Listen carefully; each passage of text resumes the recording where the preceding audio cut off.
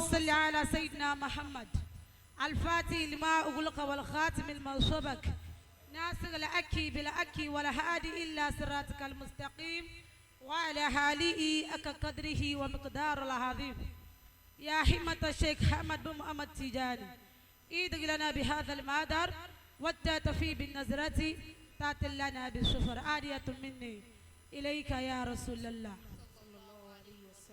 النبي محمد رسول الله صلى الله عليه وسلم بامي يومبو محمد رسول الله صلى الله عليه وسلم ẹni tí ó bàbá muhammadu dá kó dìde lórí ẹsẹ̀ rẹ̀ méjèèjì kó yọ̀ǹbọ̀ muhammad rasulallah sallallahu alayhi wa sallam ẹ jẹ́ jókòó ká yọ̀ǹbọ̀ muhammad rasulallah sallallahu alayhi wa sallam ṣéun ní situbira bijadali bilatoifi annabi muhammadu wabil mustafa al-muqtar ayn al-maharrifi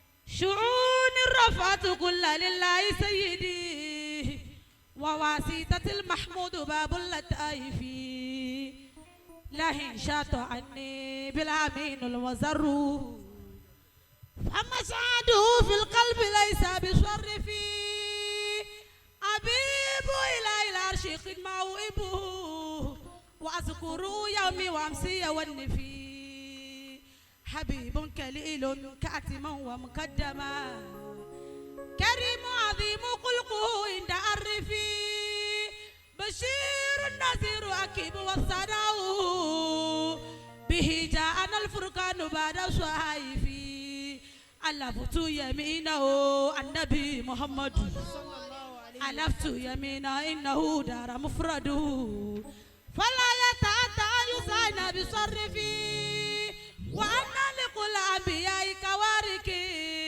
من المصطفى قد أنزى كل كارفي مولانا الشلاج إبراهيم بسر لبرامي وسر لقولك بسر أبي العباس الشيخ تجنيا بأسرار أصحاب نبي محمد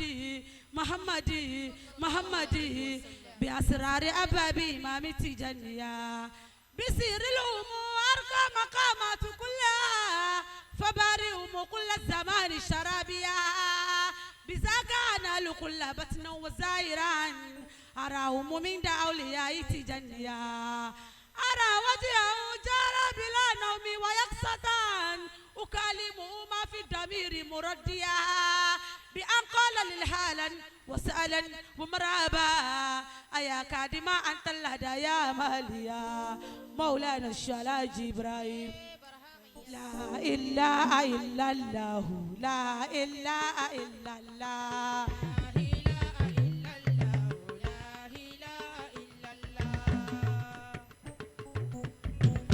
لا إله إلا الله لا إله إلا الله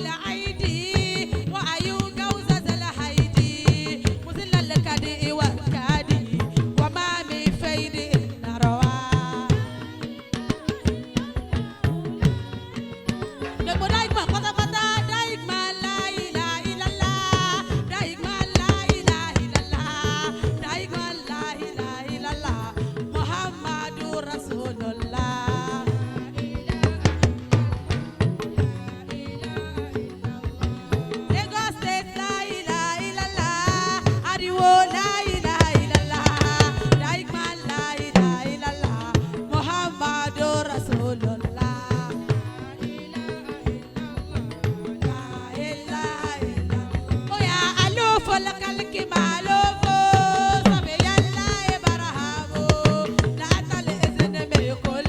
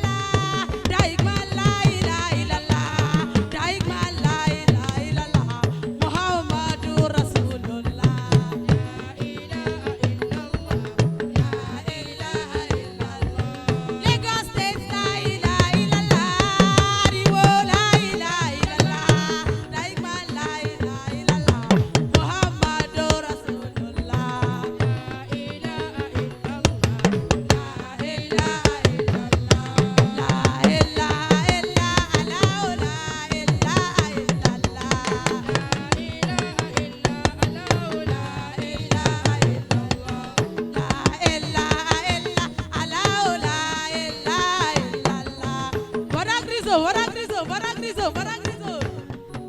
Aya barahama la illa illallah.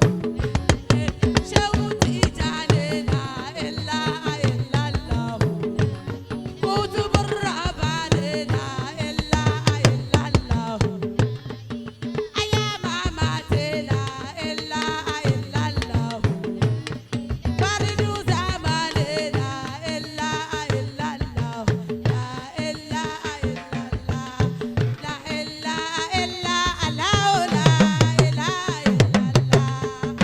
Illa Allah la illa illallah. Bá sọ pé Alhamdulillahi allazi hadana. Alhamdulillahi allazi hadana. Nurihi shamsul huda. Marhaba Mawla. Oh ya la ilaha Alhamdulillahi allazi hadana. Alhamdulillahi allazi hadana. Ala jami'il alamin. Maulana Mawla. Oh ya la ilaha Yo, amdali ma fi zikrihi kulli sirru.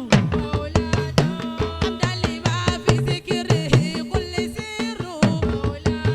Fil ardi ma sarallahu bashiru maulana.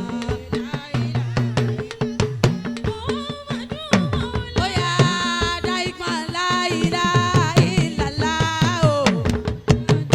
Daima la ilaha illallah. Muhammadu arsalahu illahu maulana. La ilaha Muhammadu maulana. Umiduna murshiduna lillahi. Umiduna murshiduna lillahi. Ashayku Ibrahim Abidallah maula. Oh ya la ilaha Muhammadu maulana. Hadiyat minni ilayka ya Rasul. Daima la ilaha illallah. محمد رسول الله صلى الله عليه وسلم.